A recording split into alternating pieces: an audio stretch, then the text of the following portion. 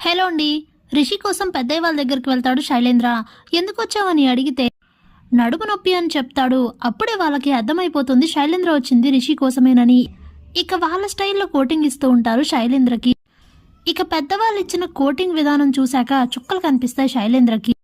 లాభం లేదు, ఏదో విధంగా తప్పించుకొని వెళ్ళిపోవాలి, ఇక్కడ ఎలాగో రిషి లేడని చెప్పి నెమ్మదిగా పెద్దవాళ్ళ దగ్గర నుంచి తప్పించుకొని బయటకు వస్తాడు. ఇక శైలేంద్ర వెళ్ళిపోయాక పెద్దవాళ్ళిద్దరూ కూడా చాలా హ్యాపీగా నవ్వుకుంటూ ఉంటారు.